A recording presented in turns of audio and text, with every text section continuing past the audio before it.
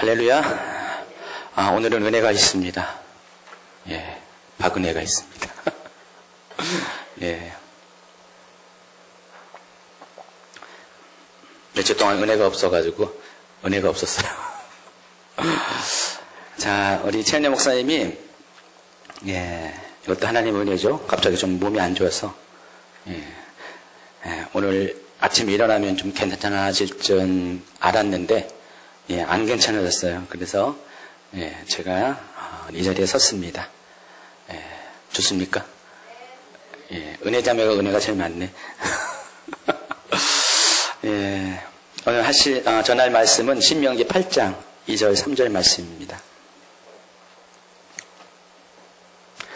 제가 아까 이거 말씀을 준비하면서 제가 은혜를 받았어요. 제가 먼저 은혜를 받았습니다.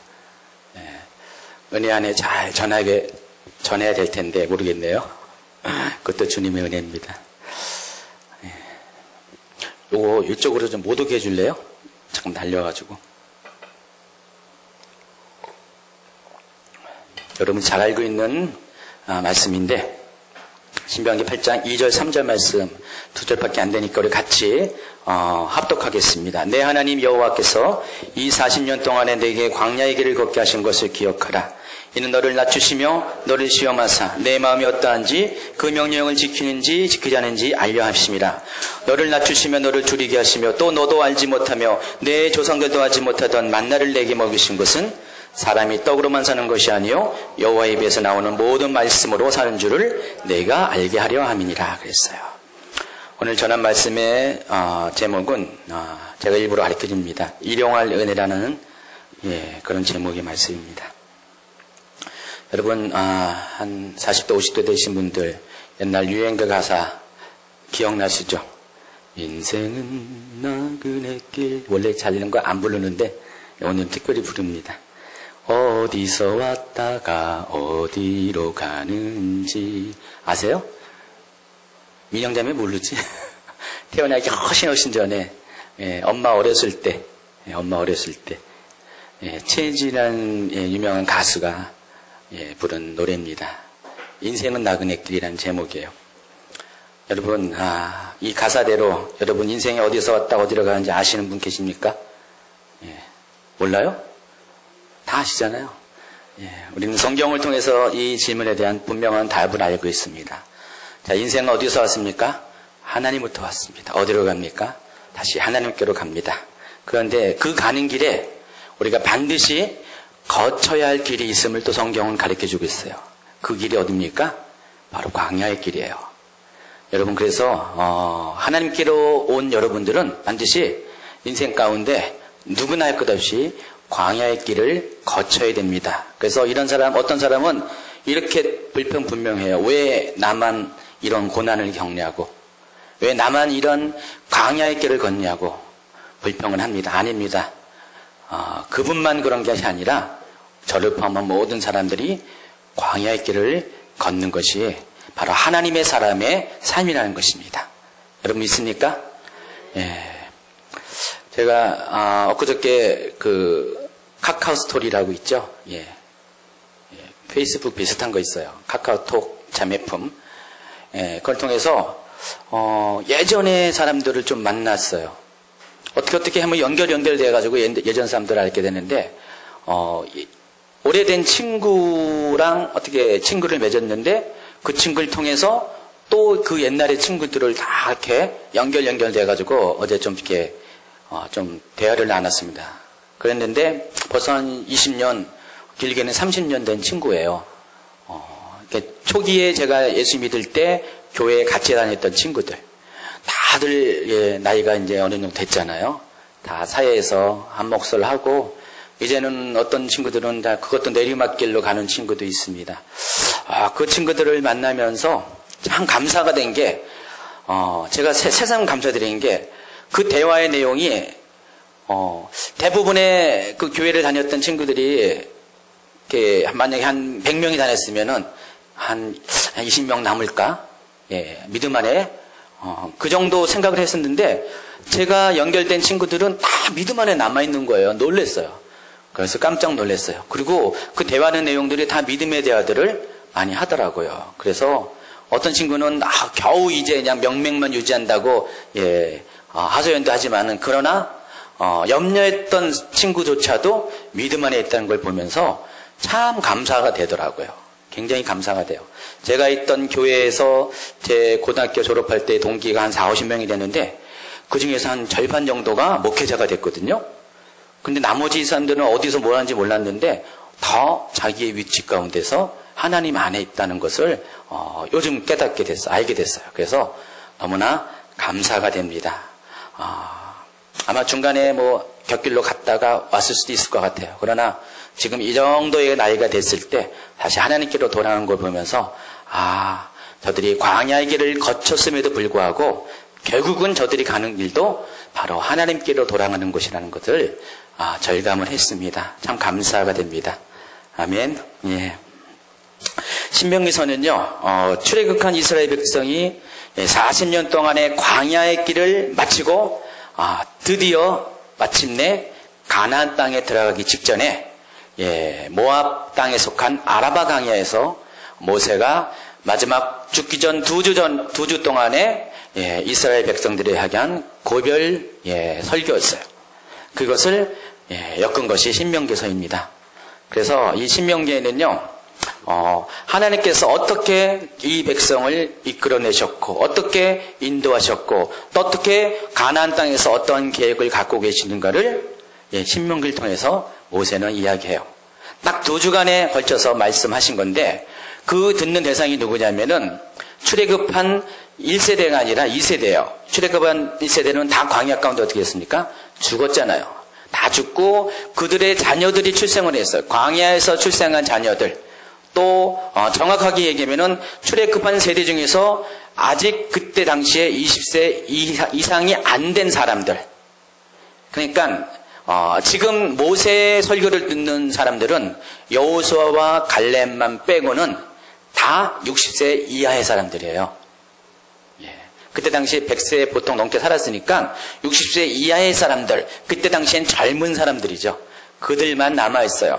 근데 그들이 애굽의 생활을 거치지 않은 사람이 대부분이었고 또 아직 어린 나이였기 때문에 하나님께서 어떻게 그들을 인도한지를 잘 초기에 경험이 없었기 때문에 모세는 그들에게 하나님이 어떤 분이신가를 설명을 한 거예요. 그래서 이 신명기서는 과거를 회상하는 그런 형식으로 쓰여졌어요. 그러니까 옛날에, 모세가 지금 나이가 죽기 직전이니까 나이가 꽤 돼가지고 120살 돼가지고 과거에 어떻게 40년 전에 어떻게 하나님이 이 백성을 이끌어내시고 인도한가를 계속해서 추억을 하면서 설명을 하는 그런 책이 신명기서라는 것입니다. 그래서 신명기서는 모세의 마지막 유언과 같은 책이에요. 여러분 유언이라는 것은 어떻습니까? 굉장히 중요한 내용일 수밖에 없어요. 유언 앞에, 죽음 앞에선 대부분 사람들이 겸비해지고 겸손해지고 진실해지죠. 그런 내용을 담은 책이 신명기서입니다. 그런데 오늘 신명기의 말씀을 보면은요, 이 말씀을 듣는 사람들, 그 대상이 누군가가 우리가 좀 그 부분에 관심을 가져야 될 필요가 있어요. 이 신명기서는 아까 얘기했듯이 60세, 아무리 나이가 많아도 60세 이전에 그런 이스라엘 백성들 말하는데, 그들은 어떤 사람이냐? 어떤 사람이냐? 한마디로 얘기하면은 믿음 안에 있는 사람들이에요. 왜 그러냐? 그들은 믿음으로 그들은 죽음을 보지 않고 지금 살아남은 사람들이었거든요. 그의 앞선 모든 세대들은 믿음이 없는 것 때문에 하나님께 순종하지 못했기 때문에 광야에서 다 죽음을 당했지만은 이 신명기의 마지막 모세의 고별 설교를 듣는 이 대상들은 어떤 사람들이냐? 다 믿음이 있는 사람이에요. 그런데 믿음이 있기 때문에 죽음을 보지 않는 사람들이 바로 신명기의 말씀의 대상이라는 것입니다. 그런데 그런 대상들을 향해서 모세가 말씀하는 게 바로 그럼에도 불구하고 모든 인생은 광야의 길을 걸어가야 된다는 것입니다. 그렇다면은 우리가 믿는다고 해서 고난이 없을 수는 없다는 것이에요. 오히려 믿음 때문에 우리는 누구든지 더 환난과 연단의 길, 광야의 길을 건들 수밖에 없다는 것. 이것이 오늘 신명기를 통해서 우리가 좀 먼저 알아야 될 것입니다. 그리고 신명기 앞에 있는 책이 민수기죠. 민수기는 백성민자에다가 또 세숫자에다가 기록할 기자예요.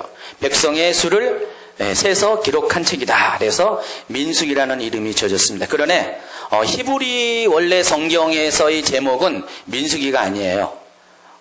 히브리서는 여기 히브리 성경은 제목을 들 때 대부분 맨 처음에 나오는 단어를 가지고 책 제목을 떴어요.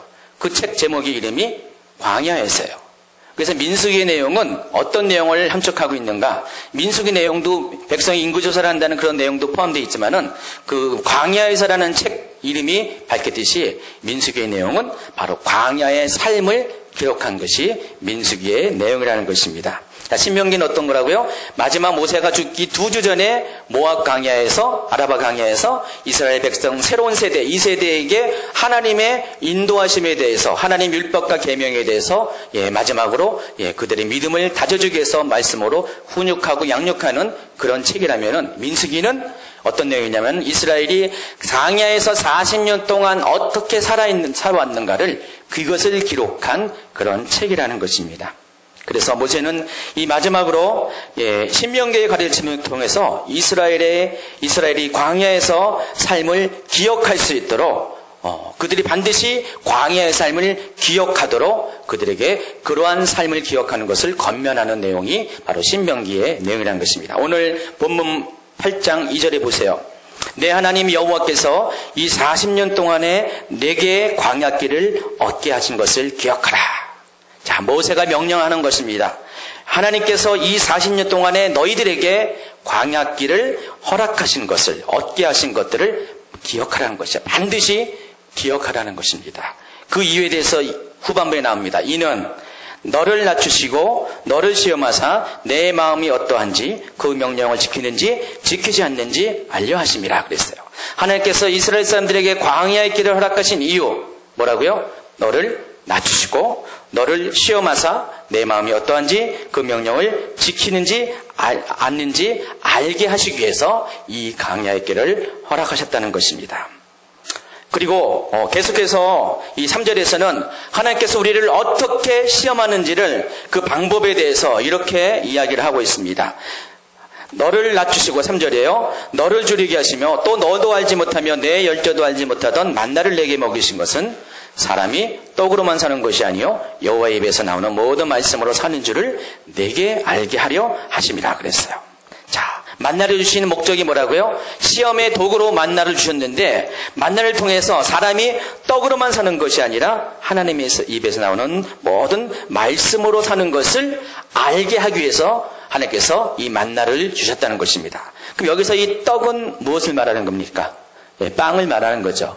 쌀을 말하는 건데 이것은 무엇을 상징하냐면은 무엇을 대표하냐면은 바로 우리가 우리의 노력과 우리의 육체로서 할 수 있는 모든 수단과 방법, 노력들을 상징하는 것입니다. 여러분, 여러분 과연 여러분의 인생이 여러분의 노력과 방법으로 여러분이 살 수 있습니까? 물론 믿음 밖에 있는 사람들은 예스 할 겁니다. 그러나 믿음 안에 있는 사람들의 대답은 그게 아니라는 것이죠. 우리는 모든 것이 이렇게 살게 됩니다. 고백합니다. 아까 찬양 가사대로 은혜로만 살게 됩니다. 은혜 안에서 살게 되는 것이 바로 믿음을 가진 사람들의 고백이에요. 저는 못 봤는데 엊그저께 최은영 목사님이 TV 프로그램을 한번 봤나 봐요. 뭐냐면은 힐링 캠프? 그 3명의 MC가 나옵니다. 거기서 한 사람을 초청을 해가지고 그 사람의 인생을 다 얘기를 들어보면서 얘기를 하다 보면서 자연스럽게 그 사람의 상처를 치유하는 아마 그런 프로그램인 것 같아요. 근데 그 유명한 가수가 나왔대요. 누구냐면은 JYP 박진영 씨가 나왔대요. 근데 그 사람이 예수를 안 믿는 사람이에요. 믿음 밖에 있는 사람이에요. 근데 그 대화를 저한테 얘기했는데 깜짝 놀랐나 봐요. 그 대화를 듣고 제가 간추려서 이렇게 설명하면은 이 박진영 씨가 세상 가운데 많은 것을 이룬 사람이에요. 음악적으로도 많은 것을 읽고 또 회사를 통해서도 높은 지위에 오르고 또 돈도 많이 벌고 명성도 얻게 되었습니다. 그래서 근데 그 박진영이라는 사람이 어느 날 세월을 지나면서 자신의 인생을 돌아보면서 자기가 여기까지 온 것에 대해서 한번 진지하게 생각을 해봤나 봐요. 그런데 예수도 안 믿는 사람인데 결론이 뭐냐? 모든 것이 자기의 힘으로 된 것이 아니라는 것을 깨닫게 된 거예요. 모든 자기의 인생의 모든 결과물은 겨우 30% 정도만 자기의 노력이고 나머지 70%는 자기의 노력이 아닌 누군가가 도와줬다는 것을 깨닫게 되는데 그 박진영이 하는 말이 뭐라고 했어요? 저 위에 계신 분이 그랬대요. 예수 안 믿는 사람인데 그래서 어느 날 저는 아직 그 프로그램 본 거 아니에요. 들은 얘기만 하는 거예요. 제대로 전달하지 못했지만 어느 날 성경도 갖다 놓고 또 불경도 갖다 놓고 꼬란도 갖다 놓고 모든 종교의 이 바이블들을 다 갖다 놓고 읽었습니까? 읽었는지 안 읽는지 모르지만은 과연 나에게 내 인생을 이렇게 허락한 분이 누군가를 한번 찾으려고 그러나 봐요. 그가 이것을 깨닫기 위해서요. 여러 가지 통로를 거쳐왔나 봐요. 자기가 겸비케 되는 것들을 통해서 어떨 때는 뭐 기부도 하고 또 어떨 때 뭐 하고 뭐 해가지고 그걸 다 통해서 결론이 바로 모든 것이 높은 곳에 위에 계신 분의 은혜라는 것을 깨닫게 되었다는 것입니다. 이것이 믿음 밖에 있는 사람일지라도 그가 자신의 인생의 그런 열매들이 자신의 노력은 겨우 30밖에 없다는 것을 깨닫는다면 우리들은 어떻습니까? 우리 모든 인생의 열매들은 몇 프로입니까? 여러분의 노력으로 된 것이 몇 프로입니까? 몇 프로예요? 한번 자신있게 얘기해 보세요. 대답을 안 하시는데 이 중에서 그 모든 것 중에서 내 노력은 0%다라고 자신있게 말하는 분 계십니까? 그래야지 정답이죠. 그래 정답이지만은 그러나 우리 가운데는 어느 정도는 30%는 아닐지언정 어느 정도 자기의 노력에 대해서 자기 스스로 인정하고자 하는 그런 욕심들이 누구나 다 존재한다는 것입니다. 그러나 하나님께서는 우리 모든 인생의 결과물들을 우리의 노력이 아닌 하나님의 은혜로 다 주셨다는 것을 여러분은 기억하시기 바랍니다. 광야의 길은 바로 그것을 깨닫게 하기 위해서 그것을 알게 하기 위해서 우리에게 허락하신 하나님이 우리를 낮추시고 시험하시는 그런 방법이라는 것입니다. 하나님은 이 만나를 통해서 이스라엘을 먹이셨어요. 그런데 이 만나는요 그들의 육체를 위한 양식이면서 동시에 영적인 양식이기도 해요. 그래서 세상의 모든 양식은 땅에서 추수하게 돼 있죠. 그렇죠?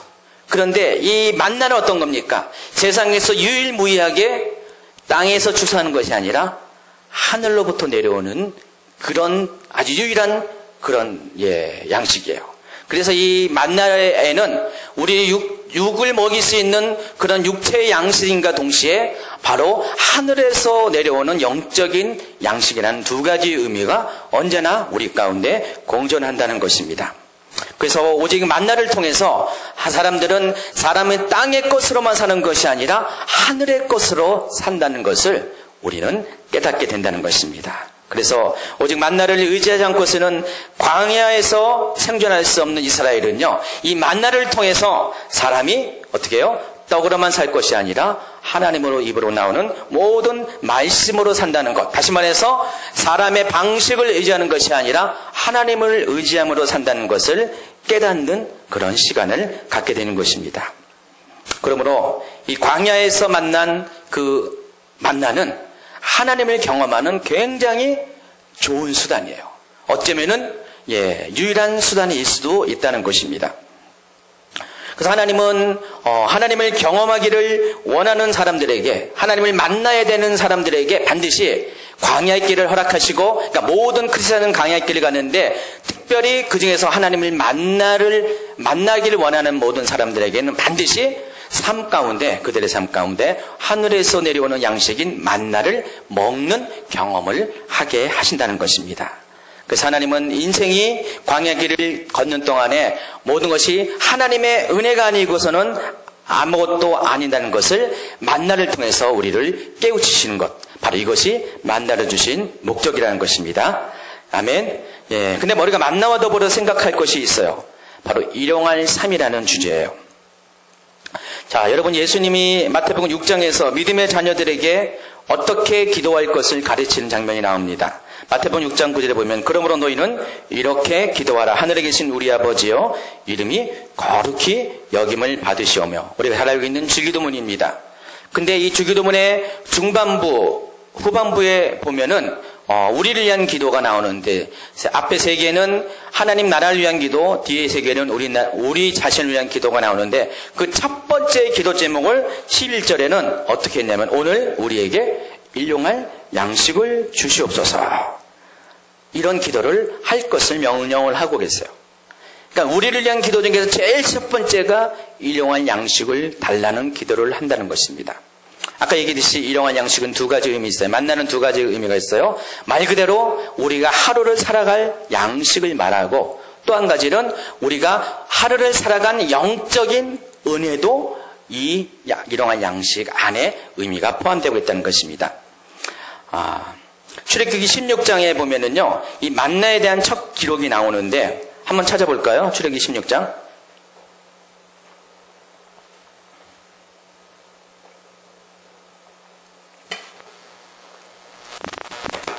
저 물 더 먹을 수 있습니다. 출애굽기 16장 1절에 보면은 찾으셨나요?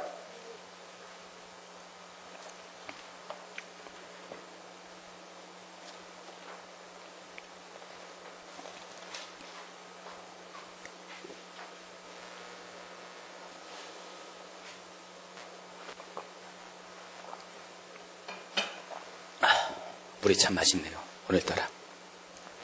자, 이스라엘 자손의 온 회중이 엘림에서 떠나 엘림과 시내산 사이에 있는 신 광야에 이르니 애굽에서 나온 후 둘째 달 15일이라. 이스라엘 자손 온 회중이 그 광야에서 모세와 아론을 원망하여 이스라엘 자손이 그들에게 이르되 우리가 애굽 땅에서 고기 가마 곁에 앉아있던 때와 떡을 배불리 먹던 때 여호와의 손에 죽었더라면 좋았을 것을 너희가 이 광야로 우리를 인도하내어 이 온 회중이 줄여 죽게 하는도다. 자, 이스라엘 백성이 광야에서 나온 데 딱 2달 되었을 때 그들에게 나온 불평은 뭡니까? 먹을 것에 대한 불평이었어요. 애굽에서는 어떻습니까? 가마솥에 고기를 먹고 배불리 먹었었는데, 비록 종이었지만은 배불리 먹었었는데 광야에서는 먹을 것이 없었어요. 그래서 그것을 가지고 불평을 했습니다. 그때 4절에 보니까 여호와께서 모세에게 이르시되 보라, 내가 너희를 위하여 하늘에서 양식을 뭐같이요? 비같이 내리시니 백성이 나가서 어떤 것이요? 일용한 것을 날마다 거둘 것이며 이같이 하여 그들이 내 율법을 준행하나 아니하나 내가 시험하리라 그랬어요. 자, 하나님께서 그들의 불평에 응답을 하시면서 주신 것이 만나인데 그 만나의 그 형식은 하루에 한 번씩만 내리는 거고 오직 일용할 것이고, 그리고 이 만나를 통해서 하나님께서 원하시는 목적은 그들이 내 율법을 준행하냐 아니하냐 시험하기 위해서. 아까 신명기 8장 2절 3절에 있는 말씀과 동일한 말씀이 여기 나와 있습니다. 그래서 이것 때문에 하나님께서 만나를 주셨다고 그랬어요. 또 계속해서 이어서는 14절 한번 보세요. 14절에 보면 그 이슬이 마른 위에 광야 지면에 작고 둥글며 서리 같은 것이 가는 것이 있는지라. 이스라엘 자손이 보고 그것이 무엇인지 알지 못하여 서로 이르되 이것이 무엇이냐 하니 모세가 그들에게 이르되 이는 여호와께서 너희에게 주어 먹게 하신 양식, 곧 만나라는 것이죠. 그리고 16절에 보니까 여호와께서 이같이 명령하시기를 너희 각 사람은 먹을 만큼만 이것을 거둘지니 곧 너희 사람 수요대로 한 사람의 한 오멜씩, 한 오멜은 약 1리터를 말합니다. 거두되 각 사람이 그의 장막에 있는 있는 자들을 위하여 거둘지니라 하셨느니라. 그리고 이스라엘 자손이 그같이 하였더니 그 거둔 것이 많기도 하고 적기도 하나 오멜로 되어 본즉 많이 거둔 자도 남음이 없고 적게 거둔 자도 부족함이 없이 각 사람은 먹을 만큼만 거두었더라. 이렇게 말씀을 하고 있습니다. 그런데 문제는 19절, 20절에 나와요.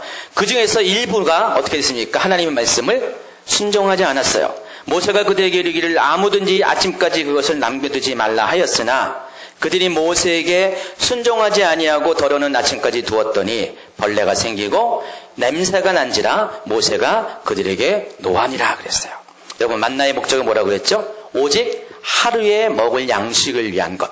곧 일용할 양식이 만나의 목적이에요. 하나님께서 이 만나를 주신 것은 꼭 하루만 먹을 수 있게 주신 이유가 뭘까요? 예. 이 날마다 양식이 주어지지 않으면은 하나님을 의지하지 않기 때문에 그래요. 그러니까 매일매일의 삶을 하나님께 의지하고 살아갈 수 있도록 하나님께서는 그들에게 만나 주셨어요. 하나님이 우리를 훈련할 수 있는 가장 좋은 방법 중에 하나가 바로 그런 거예요.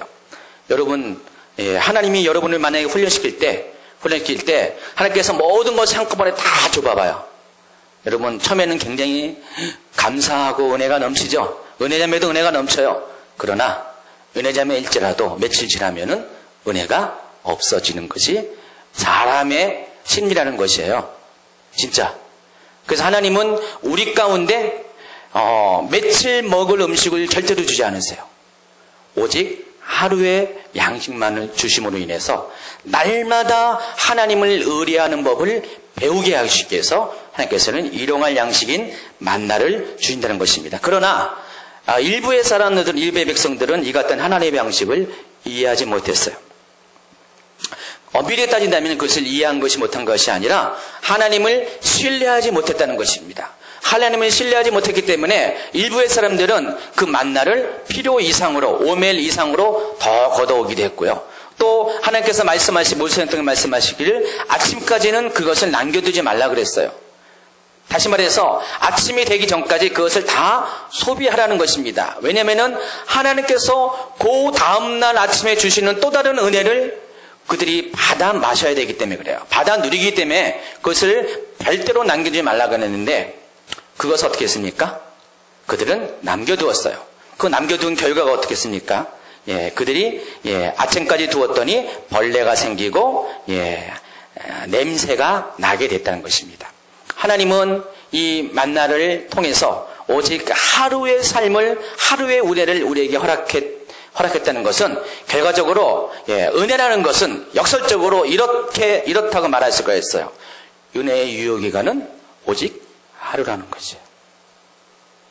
여러분 이해하세요? 여러분이 하나님이 오늘 은혜를 받았잖아요. 며칠 갈 것 같아요? 아닙니다. 유효기간은 하루밖에 없어요. 하루만 지나면요, 제 아무리 믿음이 있다고 하는 사람도 은혜 밖에 사는 것이 인간의 실체라는 것이에요. 제가 보면 그래요. 저도 그렇지만은 오늘 이런 금요일날 집회를 하잖아요. 사람들이 은혜를 받아요. 그냥 하나님의 역사를 경험하고 잔뜩 열정적으로 고무돼가지고 집에 돌아갑니다. 저번에 보니까 여기 계신 집사님이 카페에다 글을 남겼는데 그때 한번 기도를 열심히 했는데 20명밖에 안 되는 200명이 기도하는 것 같다고 하면서 글을 남기셨고 굉장히 은혜롭게 글을 쓰셨어요. 그런데 집사님 계시잖아요. 그 본인도 알 거예요. 그 은혜가 며칠 갔습니까? 솔직히 얘기해서 그렇게 오래 안 가요. 은혜는 유효기간이 하루밖에 없습니다. 세상의 모든 음식은 유효기간이 있는데 가장 짧은 것이 어떤 겁니까? 신선한 음식이죠. 신선한 음식일수록 유효기간이 짧아요. 그래서 하나님 우리에게 신선한 기름 부음을 주잖아요. 은혜를 주시잖아요. 그러니까 어떤 사람은 이것이 너무 좋고 소중해서 영원히 붙잡으려고 하지만은 아닙니다. 그거는 잘못 알고 있는 것입니다. 은혜는 오래 붙잡아서는 안 된다는 것입니다. 은혜는 그날로 좋게 해야 된다는 것입니다. 그럼 어떻게 됩니까? 은혜는 계속해서 그 다음날 새로운 은혜를 받아야 내가 또 다른 은혜 가운데 살 수가 있다는 것이에요. 아멘. 오늘 필요한 양식을 하나님께서 우리에게 주셨어요. 근데 이 필요한 양식을 일부의 사람들이 그것을 남겨두었다고 그랬어요. 근데 그들이 남기는 이유가 뭡니까? 무엇 때문에 그랬습니까? 쉽게 얘기하면은 내일을 위해서 남겨두신 거죠. 그렇죠? 오늘 받은 양식인데 그들이 그 양식을 남겨둔 이유가 내일을 대비하기 위해서 남겨둔 거예요. 사람들에게 내일이라는 것은 두 가지 의미가 있어요. 첫 번째는 소망이라는 의미가 있어요. 내일이 있다는 것은 굉장히 소망이 있잖아요. 내일이 없는 그 막막한 삶의 사람들에게 내일이 있다는 것은 굉장히 큰 의미인데, 또 한 가지 이 좋은 의미, 긍정적인 의미와 달리 이 내일이 주는 또 다른 의미는 굉장히 또 부정적인 게 있어요. 뭐냐면은 내일이라는 것은 두려움이에요. 안 그렇습니까? 내일이 소망인가 동시에 내일이라는 것은 또 다른 의미에서 나에게 두려움이에요. 그러니까 이들이 이 음식을 남겨둔 이유가, 만나를 남겨둔 이유가 뭐 때문에 그랬어요? 바로 두려움 때문에 남겨둔 거예요. 과연 내일 이 만나가 내리지 않으면 어떡할까 해서 이것을 남겨두었다는 것입니다. 그러나 이 남겨두는 것은, 곧 내일을 염려한다는 것은 그 오늘이라는 그 삶 가운데서 우리를 풍요케 하시는 바로 하나님의 신뢰를 우리가 무시하는 것이에요. 하나님을 신뢰하지 못하는 것이 바로 그런 행동이라는 것입니다. 다시 말해서 우리가 이 오늘에 주신 이 만나를 남겨둔다는 그것은 하나님을 우리가 신뢰하지 못하고, 다시 말해서 믿음이 없고 하나님이 하신 말씀을 순종하지 못한 결과라는 것입니다. 그래서 모세가 화가 났어요. 뭐 때문에요? 단순히 이것을 남겨뒀다는 그 이유 때문에 그런 게 아니라 바로 하나님께서 분명히 말씀하셨는데도 불구하고 그 말씀을 신뢰하지 못한 믿음이 없는 이스라엘 백성을 향해서 모세는 화가 났다는 것입니다. 분노했다는 것입니다. 마태복음 6장에서는요, 예수님께서 내일을 염려하지 말 것을 가르쳐 주십니다. 마태복음 6장 25절부터 그러므로 내가 너희에게 이르노니 목숨을 위하여 무엇을 먹을까 무엇을 마실까 몸을 위하여 무엇을 입을까 염려하지 말라. 목숨이 음식보다 중하지 아니하며 몸이 의복보다 중하지 아니하냐 하면서 공중의 새를 봐라, 또 들의 백합화를 보라 이야기하고 31절에 이렇게 결론을 맺습니다. 그러므로 염려하여 이르기를 무엇을 먹을까 무엇을 마실까 무엇을 입을까 하지 말라. 이는 다 이방인들이 구하는 것이라. 너희 하늘 아버지께서 이 모든 것이 너희에게 있어야 할 줄을 아시느니라. 너희는 먼저 그의 나라와 그의 일을 구하라. 그리하면 이 모든 것을 너희에게 더하시리라. 그러므로 내일 일을 위하여 염려하지 말라. 내일 일은 내일이 염려할 것이요 한날의 괴로움은 그날의 족하니라 그랬어요. 자, 우리가 음식을 모아둔 이유가 뭐라고 했어요? 내일이라는 것 때문에, 내일이라는 두려움 때문에 우리가 음식을 남겨둔다고 그랬어요. 그리고 우리가 오늘 은혜 안에 있다는 것은, 오늘 우리가 은혜 안에 있다는 것은 오늘 주시는 하나님의 은혜에 만족해서 내일이라는 것을 염려하지 아니하는 하나님에 대한 철저한 신뢰를 내가 표현하며 사는 것이 내가 오늘 은혜 안에 사는 그런 것입니다. 근데 사람들이 염려를 합니다. 잠녀는 염려하는 것은 그 이유가 뭐냐면은 여기 보니까 32절에 뭐 때문에 염려한다고 그랬어요? 이는 다 이방인들이 구하는 것이라고 했어요. 우리가 염려하는 이유가 뭐야? 우리가 이방인이기 때문에 그렇다는 것이에요. 다시 말해서 믿음 밖에 있는 사람이기 때문에 염려를 한다는 것입니다. 여러분이 내일에 대해서 염려하잖아요. 그럼 여러분 자신의 믿음을 여러분이 분명히 체크할 수가 있어요. 내가 누구라고요? 하나님 안에 있는 사람이 아니라 이스라엘 밖에 있는 이방이라는 증거가 내 염려를 통해서 내가 확인할 수가 있다는 것입니다. 여러분이 다시 말해서 믿음이 없다는 것을 여러분이 스스로 증명을 한다는 것입니다. 이 믿음이 없는 사람은 어떻게 됩니까? 결국은 어떻게 됩니까? 구원을 받지 못해요. 천국에 가지 못해요. 우리가 이 염려한다는 것을 우리가 너무나 쉽게 생각하면은 그냥 별거 아닌 것 같지만은, 그러나 이 염려를 통해서 우리가 심각하게 생각하면은, 자칫하면은 우리가 구원을 잃어버릴 수 있는 그런 엄청난 결과도 초래할 수가 있다는 것이에요. 왜냐면은 우리는 이방인이 되기 때문에 그래요. 이방인은 구원을 받지 못해요. 이방인은 하나님의 은혜 안에 믿음 안에 들어와야지만 구원을 받게 되거든요. 그래서 사도 바울을 통해서 하나님은 이방인들에게 복음을 전하였고요. 그 복음을 받아들이는 모든 사람은 더 이상 이방에 속한 것이 아니라 하나님의 은혜 안에, 하나님의 나라 안에 새로운 백성으로 그는 거듭나게 됐습니다. 그런데 우리가 하나님이 주신 은혜에 대해서 우리가 믿음으로 반응하지 못하면은, 그리고 믿음을 못하고 염려하면은 결국은 이방인과 같은 것이 되기 때문에 우리는 어쩌면은 구원을 잃어버리는 사람이 될 수 있다는 것입니다. 그래서 우리가 하루하루를 위해 살아간다는 것은요, 실은 이 믿음의 결단을 요구하는 것이고, 이 하루하루에 살아가는 것을 통해서 사람들은 누리는 것이 참 한심하고 대책 없는 삶처럼 보이지만은, 그러나 그만큼 하나님을 신뢰하지 않고서는 우리가 하나님 하루하루를 살아갈 수 없는 그런 것이기도 한다는 것입니다. 그래서 우리가 어떻게 하나님을 하루하루를 살아갈 수 있냐? 아무나 이렇게 살아갈 수 있는 건 아니에요. 오직 믿음이 있는 사람만이 하루하루를 살아갈 수 있어요. 제가 주변에 이런 분들 가끔 봐요. 진짜 대책 없이 살아가는 사람이 많이 있어요. 그런데 이 대책 없는 사람들에 대해서 소위 믿음이 있다고 하는, 교회 오래 다니고 뭐 장로, 권사님 되고 심지어는 목사님이 된 사람들 입에서조차도 이 하루하루 살아가는 사람들에 대해서 대책 없이 살아간다고 비난하는 경우를 많이 볼 때가 있어요. 물론 제가 봐더라도요, 저 사람 어떻게 살아갈 것이가 염려가 돼요. 제가 오히려 염려가 될 정도로 아무런 대책이 없어 살아가요. 근데 제가 한 6개월 동안을 보고 1년을 두고 보고요, 5년을 두고 보면은요, 참 놀랍게도요, 나는 계속해서 염려하며 살아가는데 그 사람은 너무나 태평하게 잘 살고 있어요. 그거 보면서 깜짝 놀랄 때가 많이 있어요.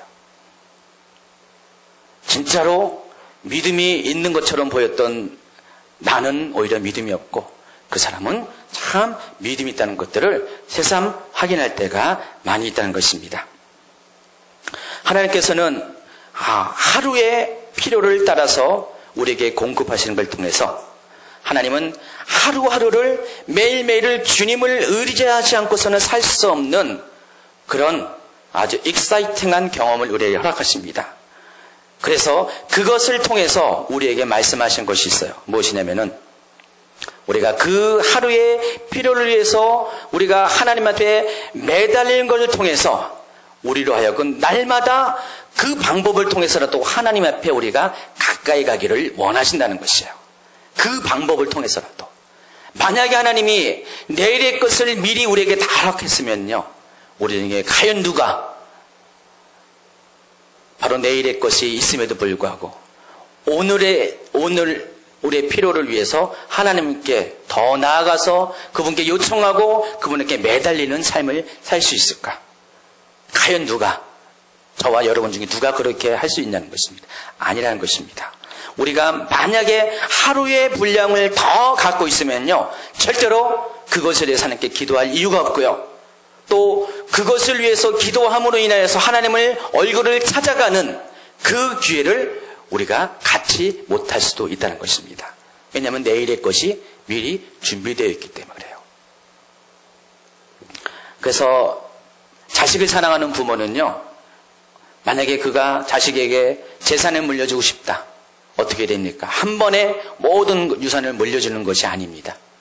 반드시 지혜로운 부모는 그 자식에게 조금씩 단계적으로 그가 만족하지 못하지만은 조금씩을 나눠주세요. 하나님도 마찬가지예요. 우리에게 모든 것을 한꺼번에 주실 수도 있지만은 아닙니다. 하나님은 조금씩 주세요. 어떻게? 하루에 필요한 만큼만 주세요. 그리고 하루에 필요한 만큼을 통해서 날마다 우리의 얼굴을 보기를 원하신다는 것입니다. 바로 이것 때문에 하나님은 우리에게 일용할 삶을 허락하셨어요. 그래서 하나님께서 허락하신 일용할 양식을 통해서 우리는 날마다 하나님 가까이에 나올 수가 있다는 것입니다. 그래서 우리는 그날 일용할 양식을 구해야 된다는 것입니다. 믿음 안에 사는 대부분의 사람들은 자신이 구원받은 특별한 날과 그날을 은혜를 경험하게 될 것입니다. 그래서 하나님과의 만남의 순간들을 많은 사람들에게 간증해요. 제가 요즘은 잘 못 봤지만 예전에 보면은 교회마다 특별히 무슨 특별한 교회 기념일 같은 때, 아니면 옛날에 보면은 되게 큰 교회 다닐 때 철야 기도 때 단골로 이렇게 부르는 사람들이 있어요. 뭡니까? 간증자 부르죠. 특별히 연예인들 많이 부르잖아요. 근데 제가 아는 어느 그 연예인은 그 사람이 직접 얘기해서 그랬는데, 자기 간증을 몇 번을 했대요. 엄청나게 돌아다닌 거예요. 10몇 년을 간증만 하러 돌아다니는 거예요. 근데 저도 가끔 간증을 해봤는데요. 과연 그 사람이 10,000번에 넘는 간증을 하면서 그 간증을 할 때마다 과연 그 사람이 그 간증을 통해서 자신이 계속해서 그 10년 전에 받은 그 은혜가 바로 간증하는 그 순간순간이 계속 새롭고 또 감격스럽고 감동으로 남아있을까? 제 경우를 봐더라도 한 3번, 4번만 하더라도요, 저 스스로도 큰 감격이 없어요. 진짜로 큰 감격이 없어요. 근데 100번, 1000번, 10,000번을 간증을 할 때 과연 그 감격이 남아있을까? 근데 이런 경우는 달라요. 똑같은 간증을 하더라도 10년 전에 그 간증에다가 하나님께서 5년 전의 간증, 하나님께서 3년 전의 간증, 1년 전의 간증, 어제의 간증, 그리고 오늘의 간증을 계속해서 추가시킨다면요, 그 사람은 10년 전의 간증도 오늘의 간증처럼 물론 굉장히 감동이 있고 감격스러울 것입니다. 그러나 예전에 그 이야기들만 계속해서 얘기한다는 그 의미는 실은 그 사람 안에 하나님을 최근에는 만나지 못한다는, 은혜 안에 있지 못한다는 그런 것을 스스로 드러내는 것과 같다는 것입니다. 하나님은요, 과거에 만났던 하나님으로 매여 있는 것이 아닙니다. 우리 인생 가운데 20년 전에 만났던 그 하나님이 전부가 아니라는 것입니다. 하나님은 원하십니다. 바로 오늘 우리가 하나님을 20년에 만나서 나를 감격시켰던 그 하나님을 오늘도 우리가 만나기를 원하세요. 그래서 오늘의 간증을 오늘 우리가 신선하게 하기를 원하신다는 것입니다. 은혜 안에 있는다는 것은 그런 것이에요. 과거의 은혜 안에 머무르는 것이 아니라 바로 오늘 은혜 안에 있는 것이, 바로 은혜 안에 산다는 의미라는 것입니다.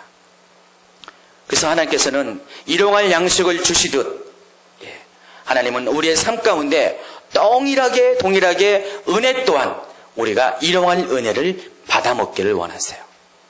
어제 만났던 하나님에 대해서 여러분 자랑할 것이 없습니다.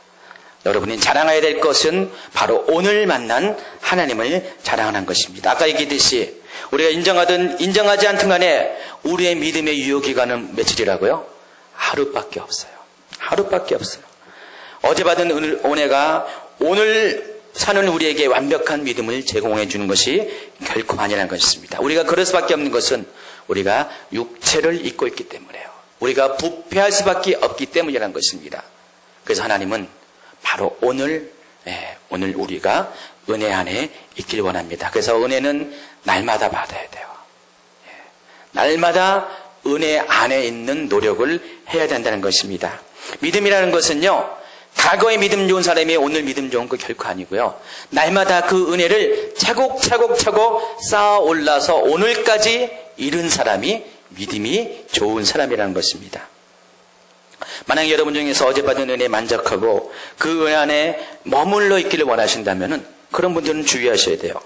자, 이스라엘의 백성이 광야에서 거둔 만나가 아침이 되자마자 벌레가 생기고 상해진 것처럼 우리의 영적 생활도 하루가 지난 그 은혜를 가지고 붙들고 살아간다면 우리도 모르는 사이에 냄새가 나고 벌레가 끼가 된다는 것입니다. 그런 사람들은 자신도 몰라요. 내가 내 삶에 냄새가 난다는 거 몰라요.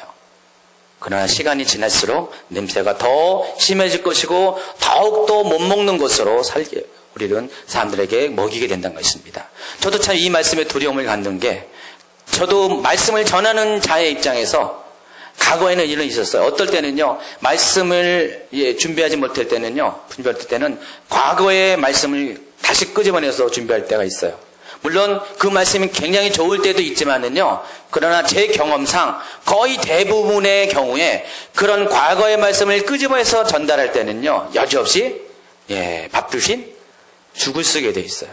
물론 유창하게 전하는 것 같지만은 사람들 속에는 은혜가 없더라고요. 반응을 보면 알잖아요. 그러나 하나님께서 비록 아직 서툴고 완성되지 못한 것이지만은, 그러나 오늘 지은 밥을 가지고, 오늘 받은 은혜를 가지고 말씀을 전할 때는 뭔가가 다른 그런 반응들이 오게 되는 것이에요.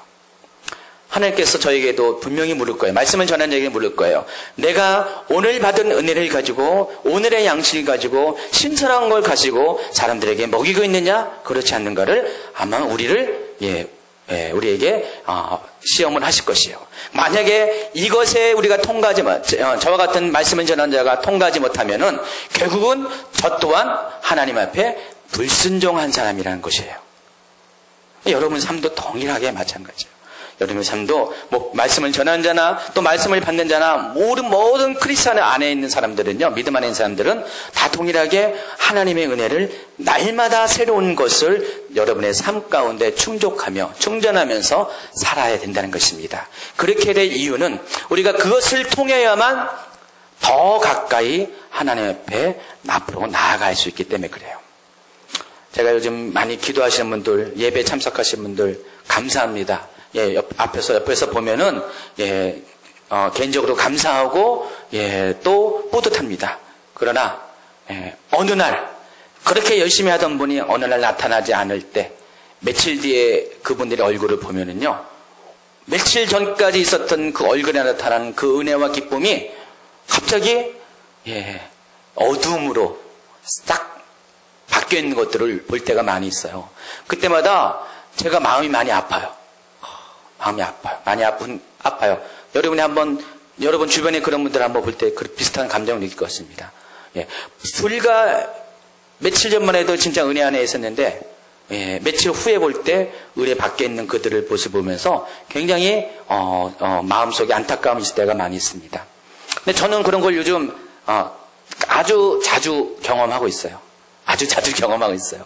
자주 경험하면서 어떻게 저들에게 도움이 될까? 어떻게 저들의 삶이 계속해서 변함없는 은혜 안에 있는 삶을 살게 할 수 있을까?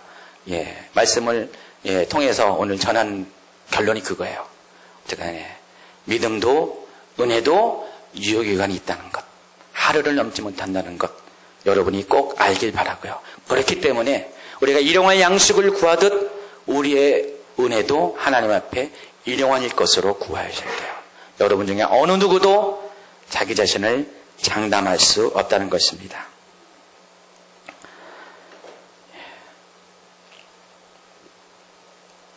결론을 맺겠습니다. 하나님은 우리를 하루를 감당할 분량으로 우리를 창조하셨어요.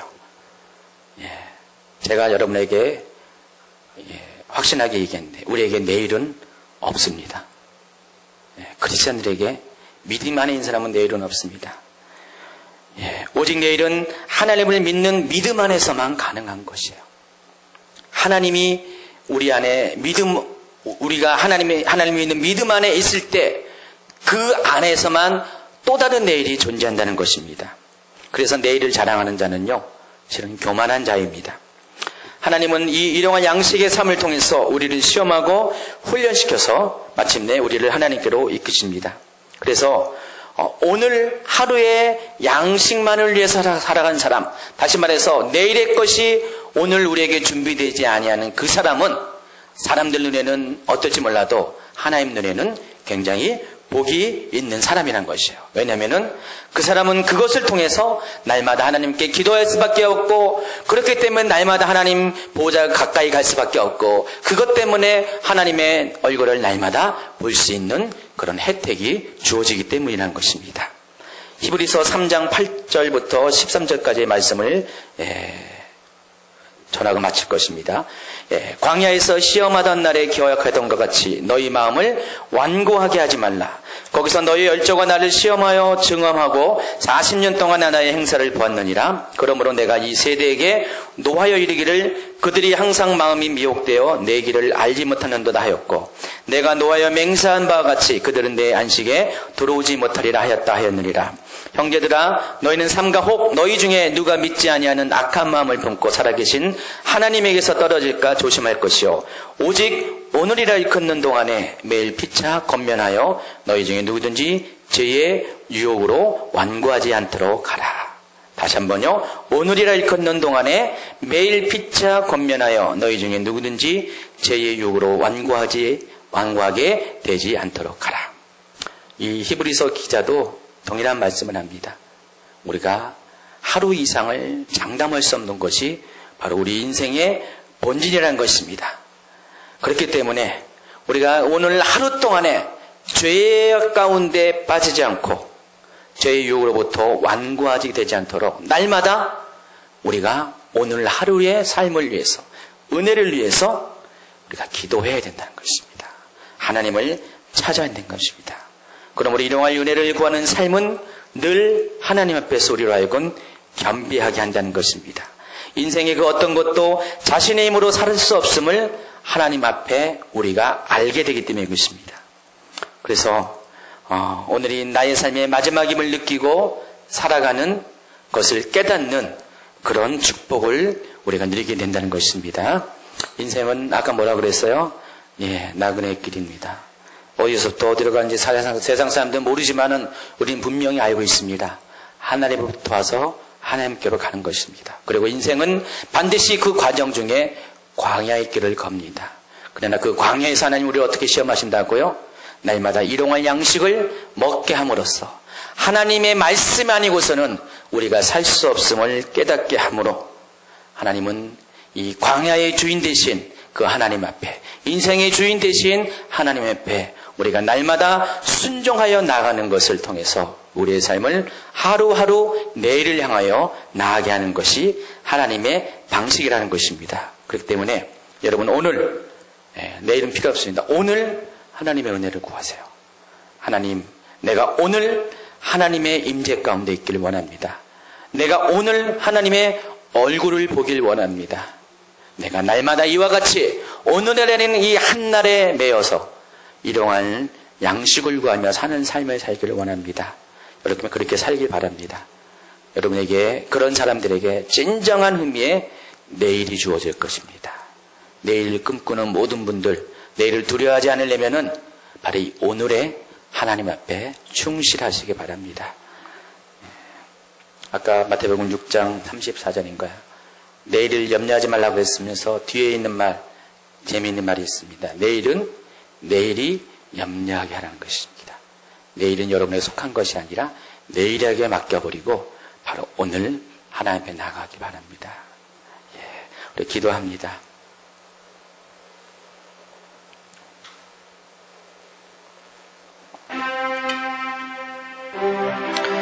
여러분 속에 오늘 내일의 문제 때문에 염려하는 자 있습니까?